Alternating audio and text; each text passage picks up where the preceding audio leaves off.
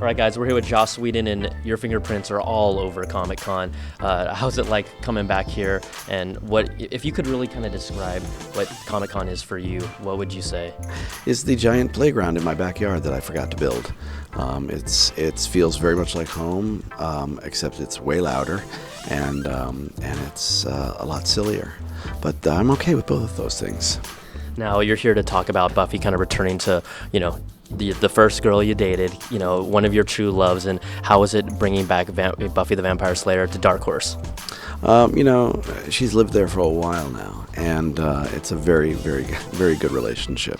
I think that, the things that about season 8 that I felt like were amiss were all on me. I felt like the people that Dark Horse brought to the party, people that I brought to the party, they all did amazing work, but I felt like structurally I missed the point that even in comic book form, where you can do anything you want, what people really want to see is the Buffy that they relate to on a very sort of day-to-day level. And so I'm excited about season 9 because we're coming back to that. It sounds almost for yourself a little bit of, personal retribution, because from what I just heard, it sounded like you kind of were let down by it, but you're here to bring her back, in better ways for yourself. Well, I loved a lot of the stuff we did with season 8, but I do think, I had in my head, oh my gosh, we could be the authority, we can do anything, and people were like, can they just talk? And obviously they're not just going to talk. There's mystical monsters and all sorts of fun, but that fun is rooted in the experience of going through a normal life in an abnormal way, and that's really what made the show work, is that people could be Buffy, and when she's running an army, it's a little harder to be her, and I think I missed on that. So I'm excited to get her back to her roots, the ethos of the show, which is we never tell a story, no matter how exciting, unless it's about her and exactly where she is, in school or out of school. Now, a lot of people may not be familiar, but you kind of have the musical gene inside of you. You did Dr. Horrible's sing-along blog. You even directed an episode of Glee with Neil Patrick Harris. Is music a big part of, kind of one of those creative outlets that you have that you like to explore here and there? Like, how does music fit into everything that you do? Well, me and my brothers were raised with a ton of music and musicals, and just, it was in our lives.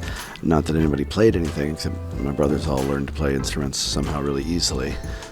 Bastards. But it's, music has been a way that we understand expression, and I'm a huge fan of music and dance, and it's just, it comes and goes, because, when you have a ton of projects or very, very young children, you don't get a lot of time to make music, and it's sort of coming back in again, and it's a great feeling because it really does nurture.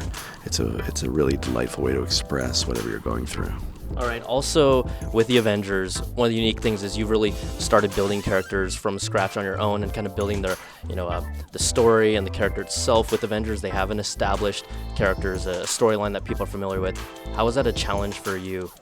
It's an enormous challenge to take all these characters that already exist in very different universes and bring them all together and not tell their origins, but just sort of have people get, by the way you're telling the story, who they are, in case they haven't seen those movies. It's the same problem I had with Serenity, quite frankly.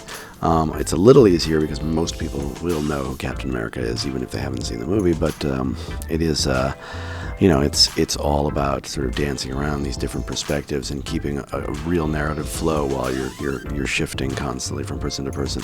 It's enormously difficult. Now, one of the characters that I don't know if it's been confirmed or not, but there are rumblings about Ant-Man in the movie. Is that true or not? I'm really not allowed to say what happens in the movie, but I can say that it's not true. Oh, it's not true? No, Ant-Man's not in the movie. Oh. I was looking for a role because I might be able to save you some budget costs on the CG, so that could work in your favor. If you're looking to stick him in somehow, I'll just crawl around the bottom. All right, we'll call you.